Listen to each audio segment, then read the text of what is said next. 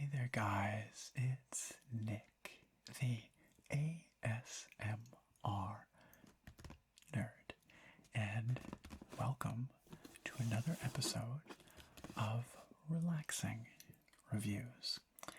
Today's video, well, actually, pair of videos, because this is going to be part one of two pieces, is going to be a bit different than normal because this is kind of a hybrid review slash keyboard build log video.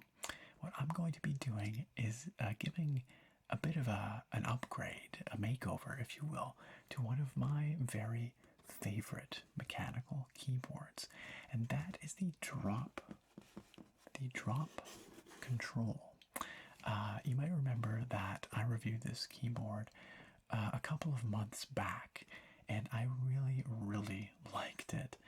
The Drop Control is a 10 keyless keyboard from drop.com, and it has all kinds of stuff going for it.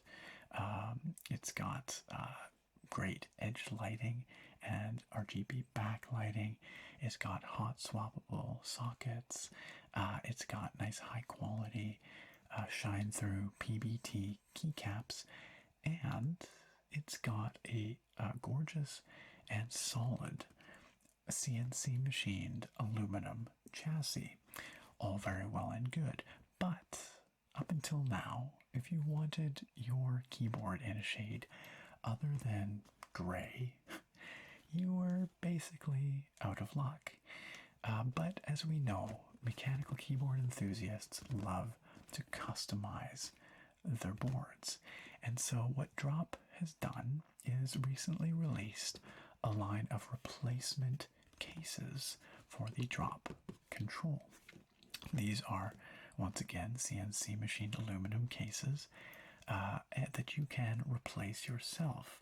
And they come in a variety of colors, like a deep burgundy, a deep purple, a deep green, as well as the bright silver that we are going to be taking a look at here today.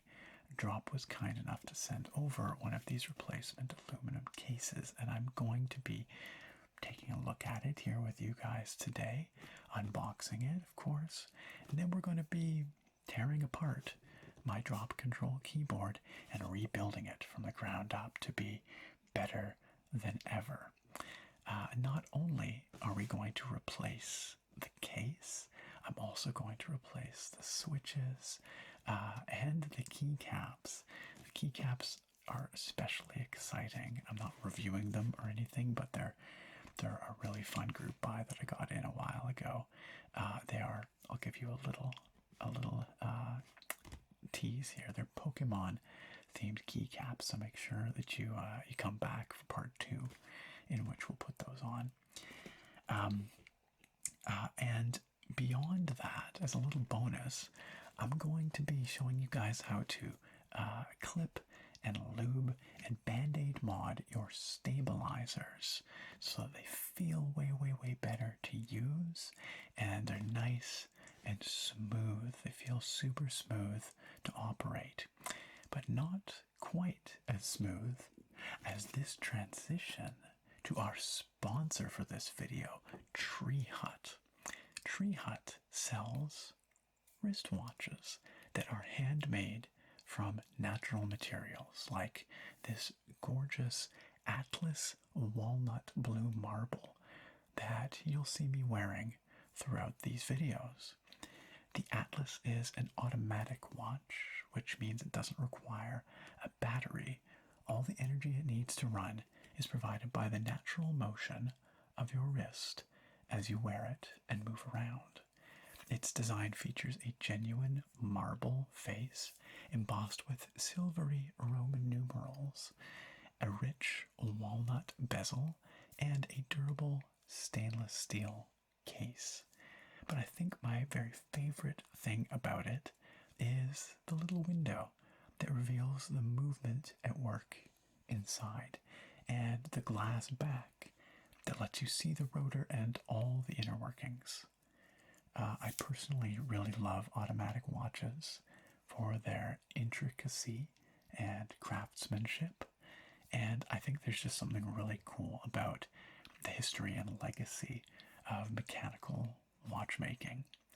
I've been wearing this particular watch for a couple of weeks now, and it's been exceptionally accurate, exceptionally durable, and also a great conversation piece. People really like this thing because it's unique, and I think it looks fantastic. I think it looks really, really good. But if automatic watches aren't your thing, Treehut also has a wide variety of battery-powered watches with quartz movements that afford even greater accuracy and slimmer designs while still retaining the gorgeous natural materials like wood, like marble. I've actually reviewed a couple of other Treehut watches on the channel here before, and I found them to be really great looking watches that are quite reasonably priced for what you get. But you don't have to take my word for it. You can check out Treehut's entire collection at www.treehut.co. The link is down in the video description where you can browse all their awesome watches. So please do go check it out. But enough about watches. Let's get back to mechanical keyboards. If you are interested in the replacement case for the Drop Control as we're going through this video, there is a link for that down in the video description as well. So without further ado, let's get on and check out this replacement case for the Drop Control. And here we have the Drop Control aluminum case in box. You can see it comes in a very simple box. Not a whole lot going on. It just has some Drop branding on the front here. Otherwise, it's just plain brown cardboard on all sides, I believe.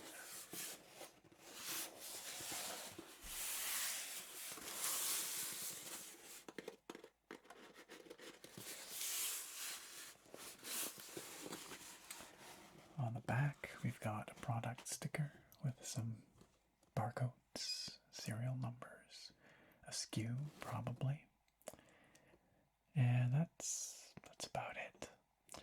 We do have an indication of the color in here.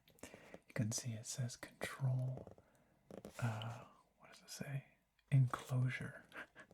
It's silvery, it indicates. This is a silvery case. These are, of course, available in a variety of colors, including the silvery that we've got here, as well as a dark purple, a dark green, a burgundy, and what they call almost black, which is a very dark gray. But we have the silvery one here today, which is kind of more of a raw aluminum color.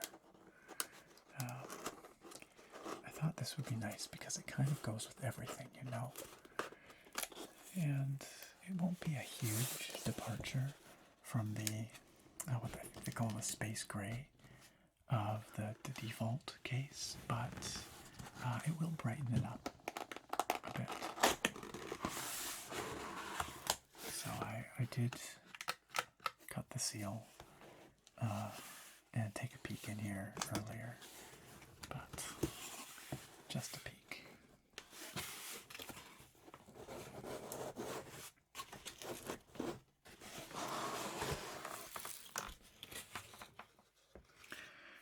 So you can actually see that the whole affair is nicely padded with this piece of soft foam, padding foam on the top here. And then we've got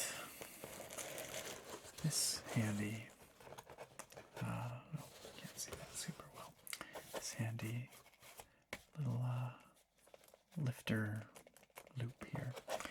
Now this piece right here thin piece of aluminum, or piece of cardboard, pardon me. But inside is an LED light diffuser. Let's take a quick look at that. Or, you know what, we'll get there in a second. I'll explain it in a moment, but here we have the case itself in a foam baggie. And that's it. That is everything. This is just protected on 4 sides by a cardboard spacer. Oh, that's not quite everything. I lied, you guys. I lied. How could I? We've also got, very importantly, our magnetic feet to go with our new enclosure. Put those over there. And a variety of screws and a little Allen wrench socket key thing, which presumably we'll need. Okay. So this can go back in here. This can go out of the way. There's really not much to see there, including no paper instructions or manual or anything like that.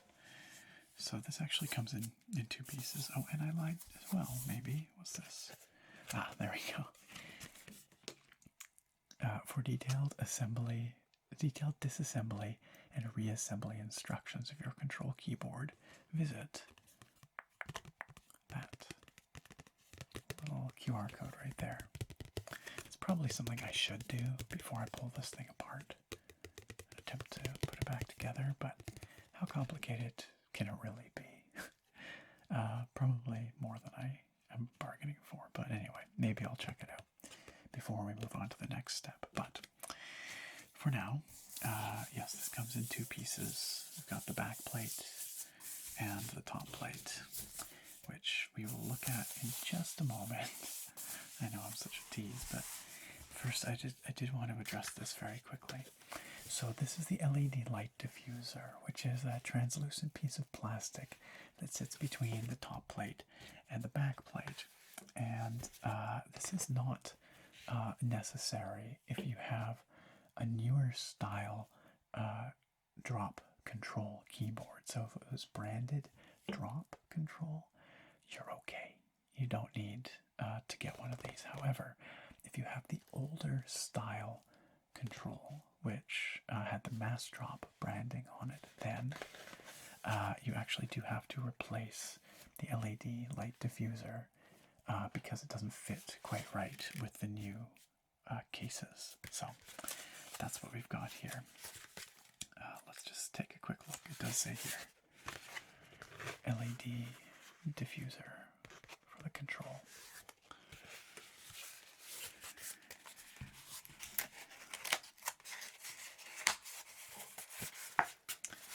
It is an add-on. It's an additional add-on that you can select at when you're purchasing your case.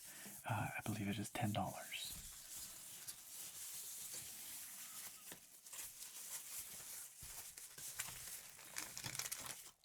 So we've got some metal plates of some kind. Not quite sure where they'll go. They're quite heavy, actually. They're almost like weights, maybe. We've also got the diffuser itself. So this is, again, for the edge lighting. It sits between the top plate and the back plate.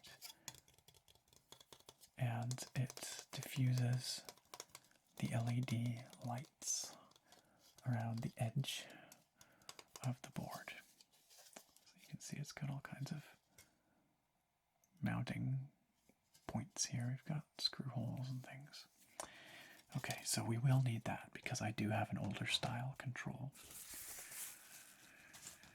Okay, let's look at these guys here. What have we got?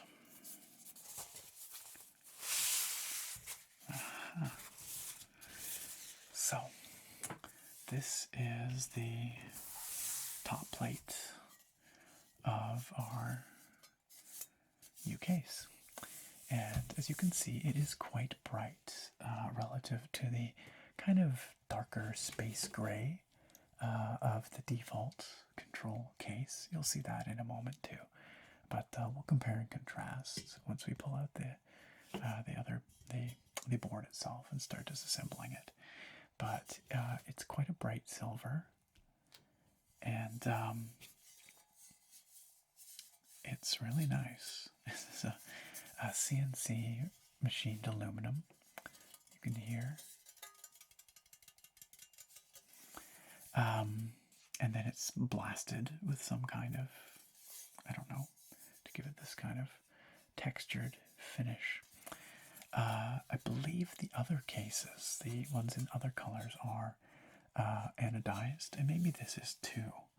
I'm actually not quite sure. I'm not super familiar with aluminum machining and finishing techniques, but I know that's how they get the color on the other ones, but I think this one might just be raw aluminum.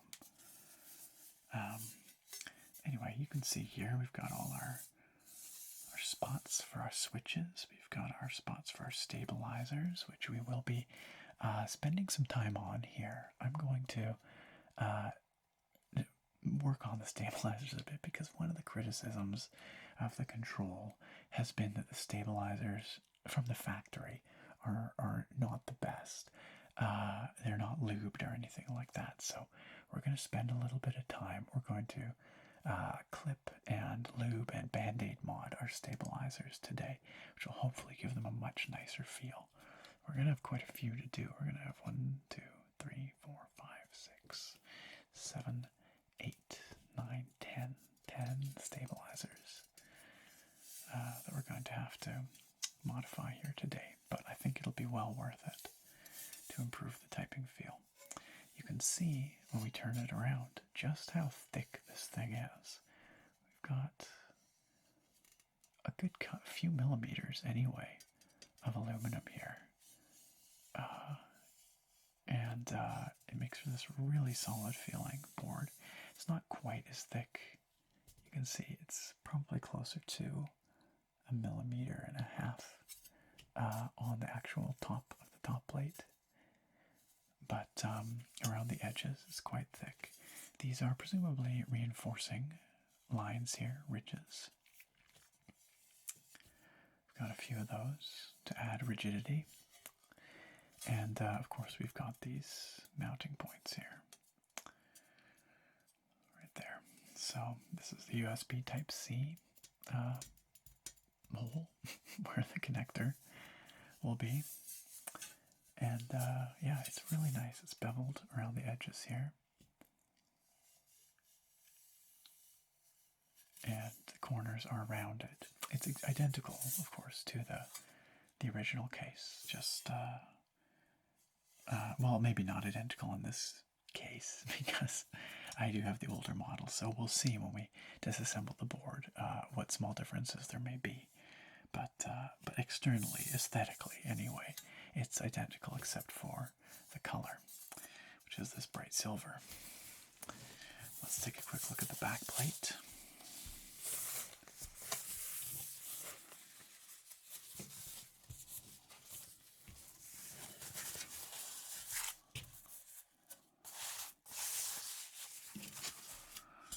The back plate is just a solid plank of aluminum, honestly.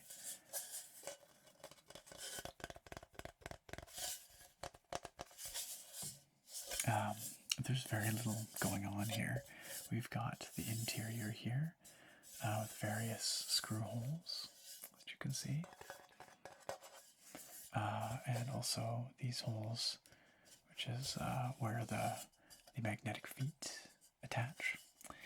And then the back of the plate here, we've got 1, 2, 3, 4, 5, 6 rubberized feet to prevent slippage if you are not using those other feet, the magnetic ones that lift it up a bit, give it a bit of an angle. And of course, you can barely see it actually, but there is just sort of stenciled in here a drop logo right there, the D. You can see it. Very, very subtle though, and I like that. No other branding on the back, which gives this a bit of a premium, bespoke kind of feel. We don't have any stickers or loud branding or anything on it like that. I really like that. You can see that it is reasonably thick, probably a millimeter or two, probably 2 millimeters or something like that. Thick enough though, it's very, very stiff. There's really no flex to it, just a little bit if you really crank on it there, but of course you don't want to do that. And the edges, just like the top plate, are beveled, and corners around it. So that's pretty much all there is to see there with the components and the case itself. It's a pretty simple product, really. But what will not be simple, or probably won't be simple anyway, I'm going to try and, how do these fit together? Probably just, yeah, approximately. We'll have that diffuser sandwiched in there, of course, but what will not be quite as simple is the disassembly and the reconstruction. And like I said, we're going to take some time to take a look at the PCB, inspect it a bit, look at the old case.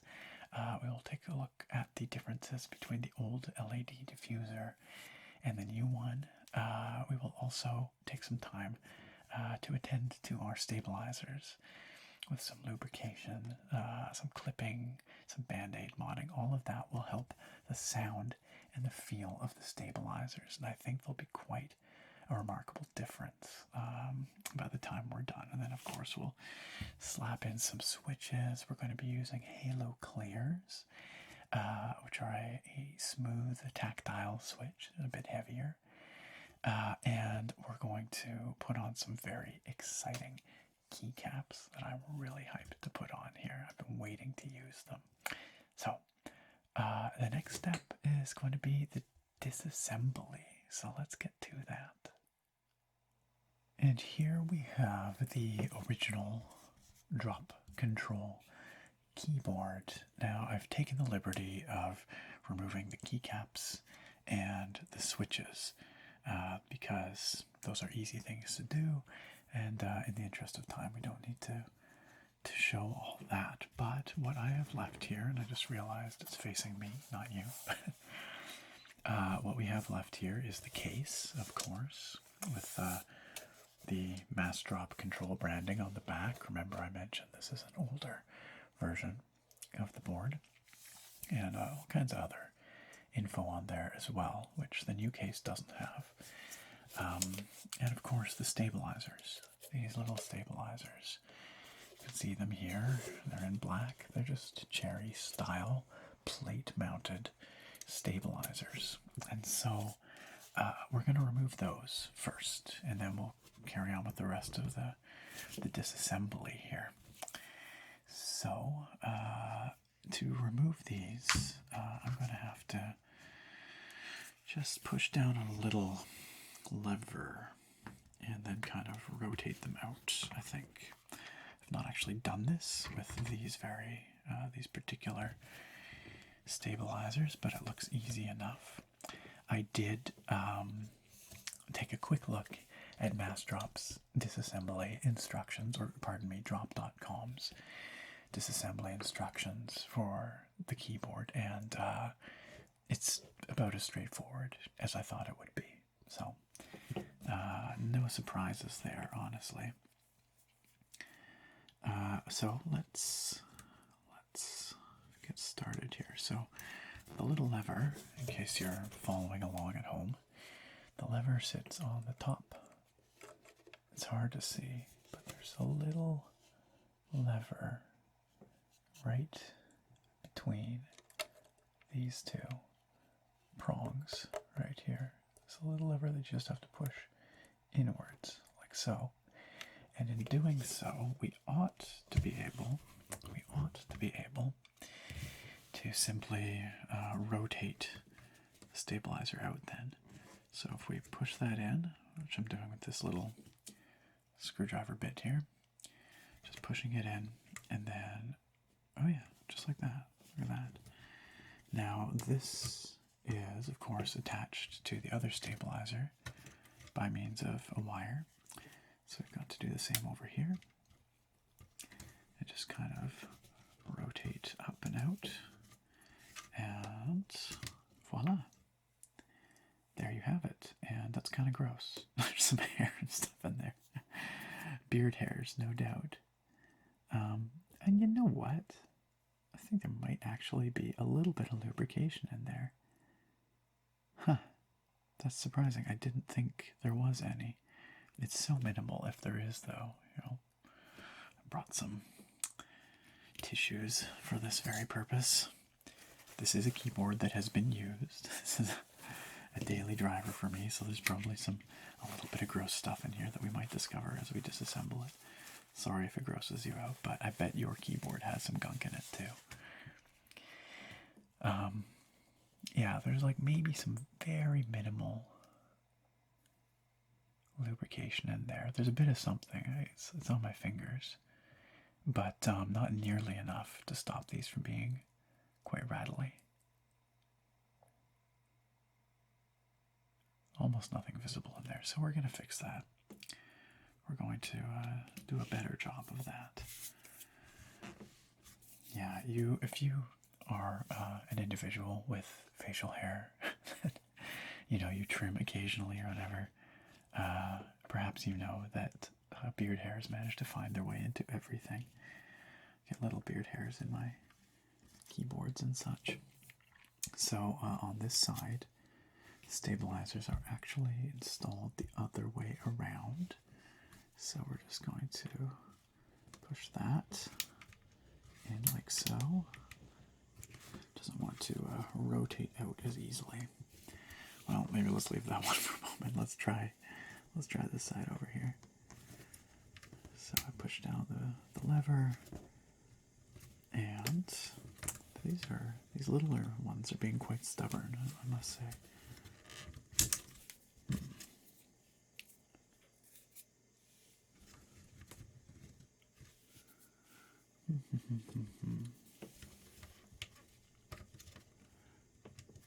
There, that one's coming.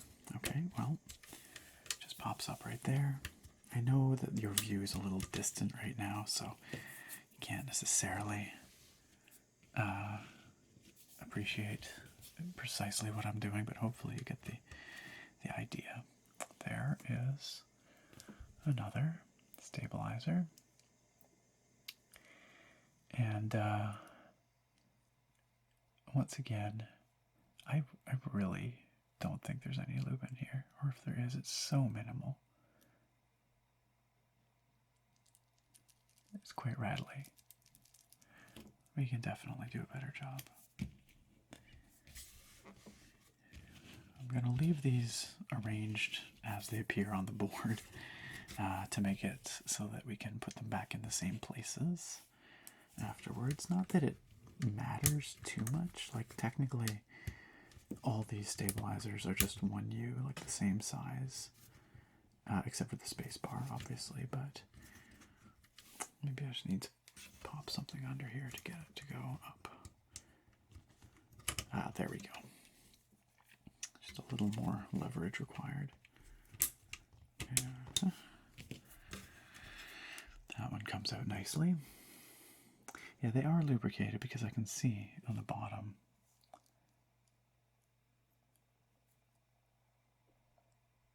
a little bit of lubricant. You can probably see that. So, I do stand corrected, and I'm sorry, Drop.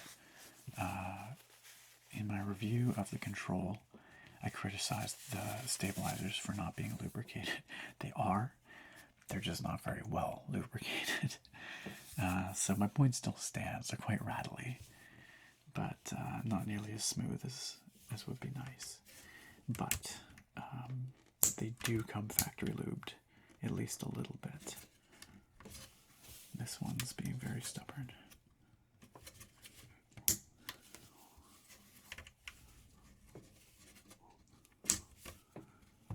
Come on, you.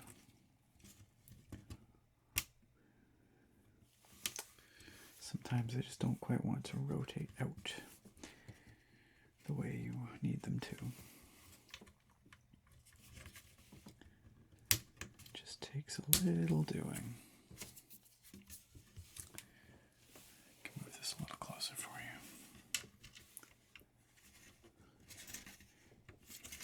Come on.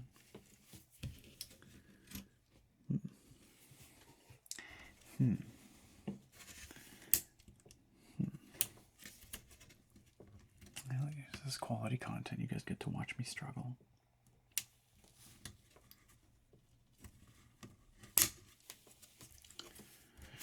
Okay, let's try this one. Back to the first one that we struggled with. There we go. Got that one out. So technically this one's oriented this way and sits over here, like so. For the left shift. I think they might be a little trickier to get out when these little bits of the top plate impinge more upon the stabilizer, whereas these ones, you notice, they don't extend so far. So I think it just holds the stabilizer a little less securely. It makes it a little easier to pop out. Okay. So on to the last one here, the toughest one.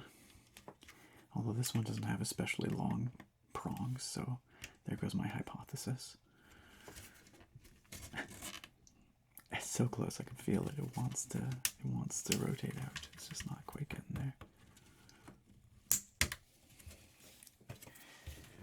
The one thing you do really want to be careful with when you're doing this is not to use too much force, because these are just little plastic prongs, and you don't want to break your stabilizer, obviously. You don't want to snap off bits of plastic or anything. That would be no good. So got it. There. Great. Okay. The final set of stabilizers. I'm never quite sure whether to refer to each, come on, focus please, each individual side with a stem as a stabilizer, or whether, I guess it's the whole unit technically is a stabilizer, because it wouldn't stabilize much if there weren't two halves and a wire between them. So I should probably amend my speech there. But okay, so stabilizers are out. That's great. We've got a little bit of grease here, but we're going to put in quite a bit more. But the next step is, of course, to unscrew the board. So to do that, we have to come to the back here. And you know what I'm going to do? I'm just going to set these stabilizers aside. I've got some paper towel here. As I anticipated, there might be a little bit of mess. Just going to do this, like so. That'll keep all the grease off of my surface here and keep the stabilizers arranged as they ought to be. Put that over there. Just stick this, wipe up a little bit. It's going to get much greasier, I'm sure, before we're done. Okay, so I'll turn this once again so that it's right side up for you, my dear viewer. And let's start taking out some screws here. So pull out my little mini set here, pop that one back in, and we've just got 1, 2, 3, 4, 5, 6, 7, 8 regular Phillips head screws. So let's pull out something that looks appropriate. Let's say this one maybe. Yes, I think that'll do nicely. And this here. there. Pop in the bit. And let's get started. Now, when it comes to reinserting the screws, screwing them back in, I guess we say, there is an order to which you're supposed to adhere, an order in which you're supposed to do it. I don't know that it matters that much, but for unscrewing them, it doesn't seem like there's any such order, so we will just do them willy-nilly. Well, by willy-nilly I mean probably across the board like this. This one's a little firmer. There we go. The one thing that I did not bring, I'll have to go get after this, is a little dish for the screws, or a baggie or something to contain these old screws. I guess a baggie's ideal.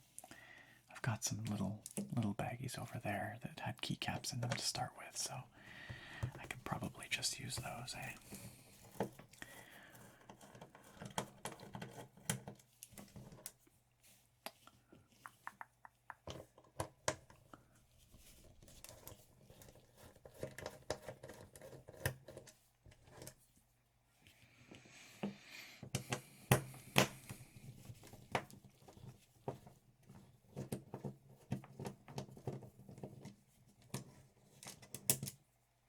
And these screws are just standard little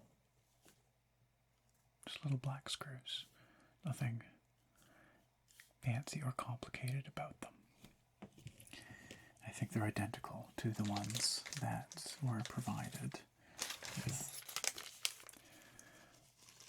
the new case. So, in theory, I could just reuse. Oh, they're not quite identical, no. Look at that. The old screws are Phillips head. The new screws are like keyed for this little Allen key that they include. I don't know if you can see that there, but we'll take a closer look when we assemble the board. But that's nice because it means you can assemble the board without needing to use a screwdriver, but also it's kind of nice to just use standard, heads as well. Anyway, okay, so there we go. Let's lift off the top plate. Actually, well, sure. It's probably in order I'm supposed to do this in. Yeah, you know what? Just lift off the back plate. Oh, you can hear things rattling around. There we go. So there is our original back plate, looking very much like our replacement, just in space gray.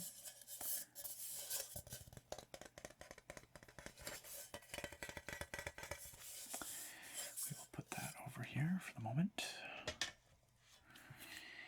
This is our original LED diffuser. And these, 1, 2, 3, 4, are those little steel bits that we saw earlier that came with the diffuser plate. And they actually are for the magnetic feet, right? Because the aluminum's not going to be magnetic. We need to have these little steel inserts to provide the magnetic feet, something to grab onto. So that's what these are.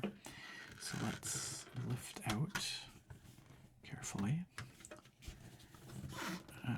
our style diffuser plate here. Now, this is interesting.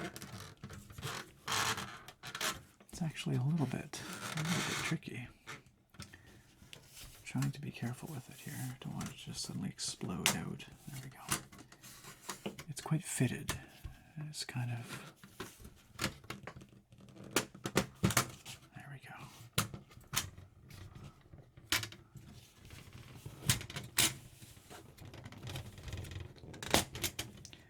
Okay. So, got our top plate and our PCB here, but just really quickly, I'll show you here. These are just the little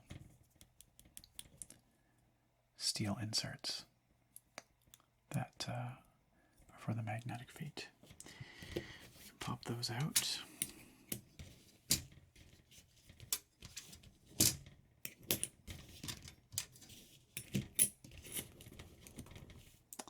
And we'll just put those over here for now.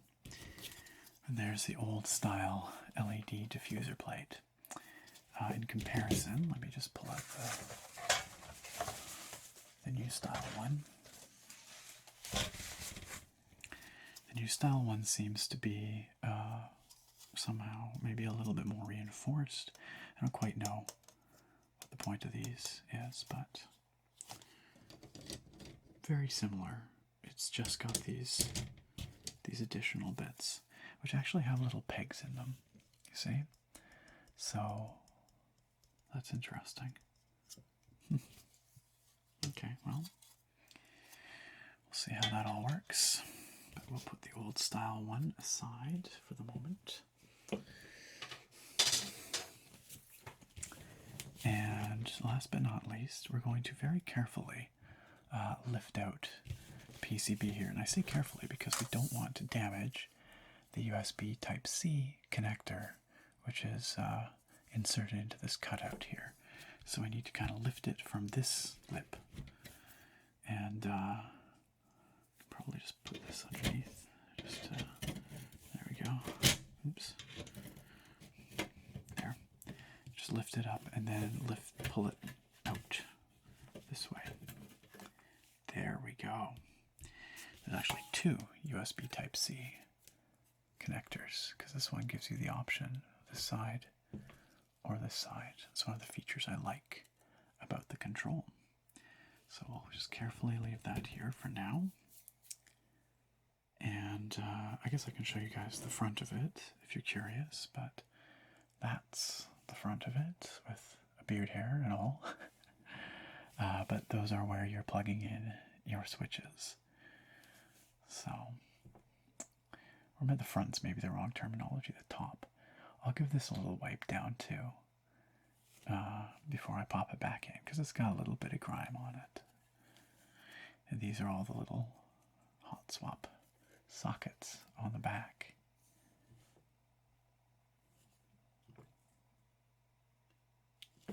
All over the place. You can see all the traces embedded in there when the light catches it just right. Cool, eh? It's a lovely PCB. It's very clean. This is I guess the LED controller. I don't know. What is this? This is an Amtel something. I can't quite read it. There's a few little chips on the PCB here. Sorry, not Amtel, Atmel. I'm not quite familiar with the hardware on here, but anyway. Cool. Very neat. Okay, and then of course we have our top plate in space gray. This is what we are replacing with the silvery one, which is a little brighter. But you know, this is a good opportunity for a compare and contrast, isn't it? I'm going to carefully put the board aside, and we can take a quick look at the differences between the new case and the old, if there are any. Honestly, they look very, very similar. So you can hopefully see both here, like so. So you can see the difference in color. Of course, the space gray is gray, the silvery is silver.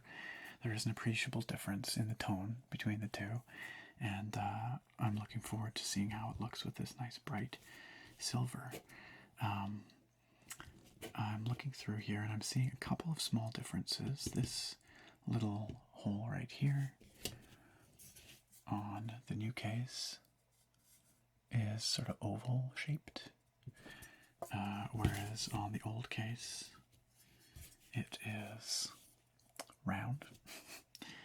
And the same goes for the bottom as well. In terms of their construction, they look pretty well identical to me in terms of the thickness of the aluminum used, and also where they've got these reinforcing ridges. They run through exactly the same spots. The pegs and screw holes also appear to be in the exact same places. So I'm not quite sure what it is that requires the new LED diffuser, the new style over the old style, but that is what they say. So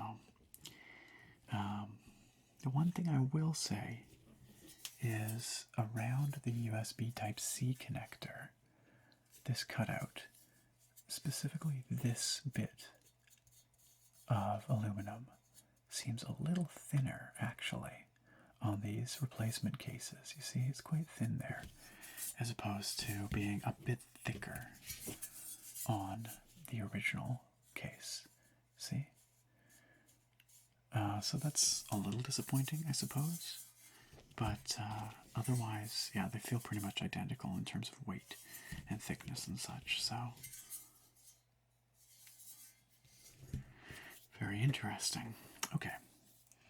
So, I guess that's what we wanted to see with the disassembly. Oh, we'll compare the back plates too, just for interest's sake. Let's put these aside for the moment. Actually, I'll just do it that way so I don't accidentally damage the finish of the brand new case. Wouldn't that be a bummer? Here's our new style diffuser. Here's our old back plate. Here's our new back plate. And if we need to make some more space here. If we place them on top of one another, what do we see? We see that we need to align them properly. But we see that they are pretty well identical. You can see right through all these holes. Hard for you to tell, but they all align between the two. Just hold them up here to a light so that I can confirm. Indeed, they do.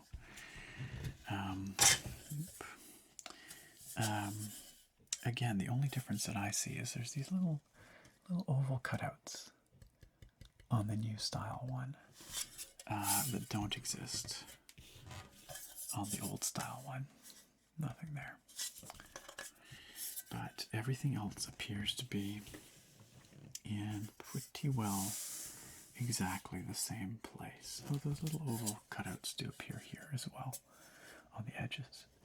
And I imagine that those are to guide the diffuser in the new style diffuser and seat it a little more securely, perhaps, around the edges. So perhaps that is the primary difference and the requirement for the new style diffuser. So I suppose our next step is going to be to start putting this thing together. So let's get on with it.